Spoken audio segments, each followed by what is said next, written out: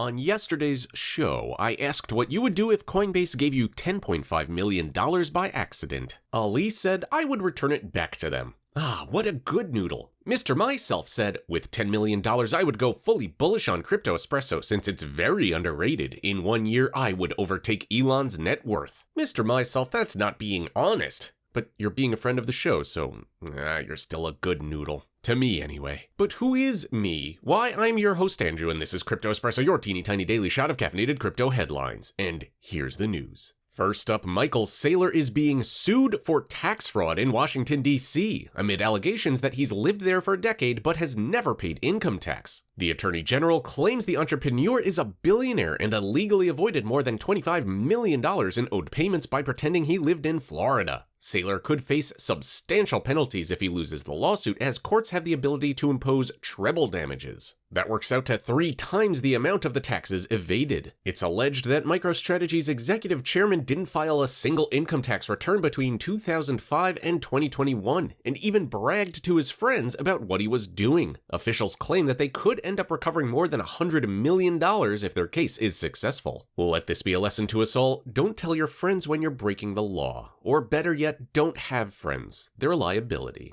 For tax purposes, a resident of DC is defined as someone who's based there for at least 183 days a year. Calculations suggest that Saylor was physically present in Washington for 251 days in 2019, and he spent just 28 days in Florida. There seems to be plenty of evidence to link him to DC too, as he's often tagged his location on social media and threw lavish parties in the city's top hotels. Saylor's preference for flying in a private jet rather than commercial also means official flight records show exactly when he left the district and when he returned. It's claimed he found DC irresistible because of its proximity to power, affluence, and women. Let this be another lesson: don't tweet when you're breaking the law, or better yet, don't use social media at all. It's a liability. Kyle Roche has withdrawn from a number of class action lawsuits against major crypto companies, days after secretly recorded videos of him were published. The lawyer, who's a founding partner at Roche Freedman, was caught on camera describing juries as 10 idiots and boasting that he sues half the companies in the industry. Crypto Leaks alleged his law firm has formed an extraordinary secret pact with Avalabs to attack rivals and harm the crypto industry. Roche has withdrawn from cases that have been brought against Tether, Bitfinex, and the Tron Foundation,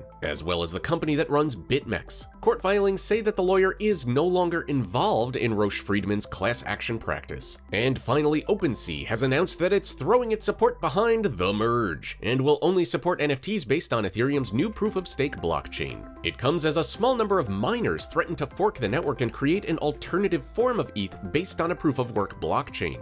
In a statement, the world's biggest NFT marketplace says forked non-fungible tokens won't be supported or reflected. And acknowledging the merge is a significant upgrade that could cause disruption, OpenSea says it has been preparing for a smooth transition, adding, "While we don't anticipate major issues, we also acknowledge that this is a first, so we're committed to monitoring, managing, and communicating throughout." And you know what I'm monitoring? Engagement for this video. So don't let me down by liking this video, subscribing to our YouTube channel, and clicking on that little bell icon to get buzzed whenever a new Crypto Espresso video goes live. And what illegal activities have you been up to these days? Let me know in those comments below.